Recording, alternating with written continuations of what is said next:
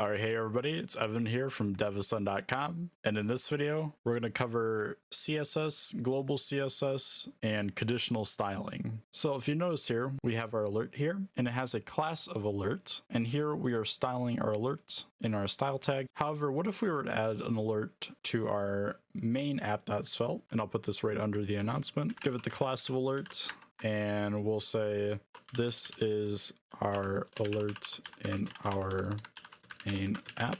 If we go to our main browser, we're going to see that this actually doesn't have that styling that we had in our announcement component.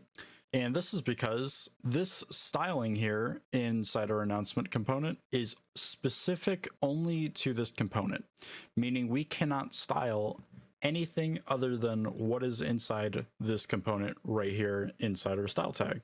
So just as if I were to take our alert styling here and put it in our app.svelte styling, go ahead and save these, you'll notice that now the styling gets removed from our announcement component up at the top and instead gets applied only to the alert that is inside of our app.svelte here.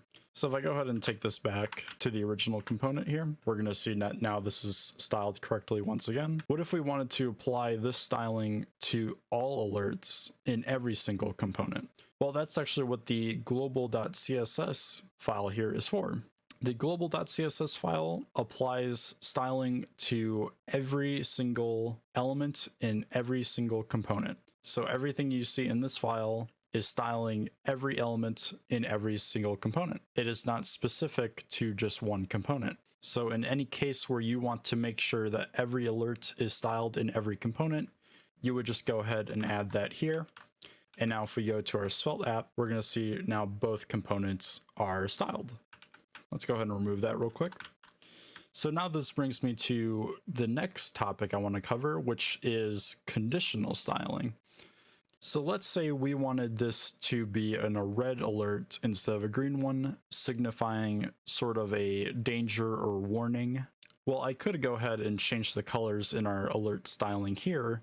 However, we want this to be dynamic. So the way we can do this is I can go up to our script tag here. I can say let warning, and I can set this equal to true. And now if I go to our div here, I'm going to add another property here. And this property is going to be called class : and I'm going to say warning.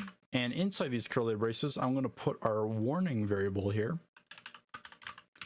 And basically what this says is if warning is true, which it is, then we're going to add the class warning here to our div in our HTML. So if we actually go to our Svelte app here and we open up our dev tools, I'm going to make this a little bit bigger.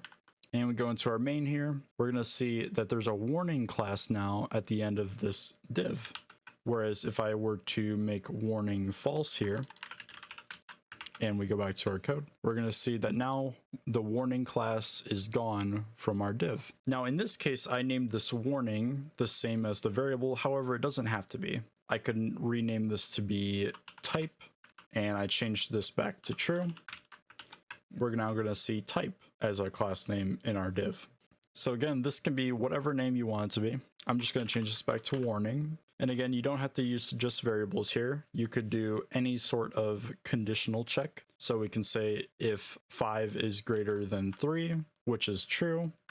If we go to our browser, we're going to see that the warning class is still in our div because 5 is greater than 3. So let's change this back to warning.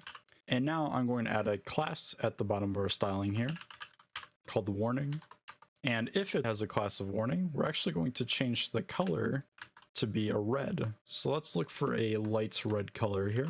I'm going to go for the light pink, and we can go for some sort of red here, maybe dark red. And now if we go to our browser, we're going to see now that the alert is red because we have our warning class on here.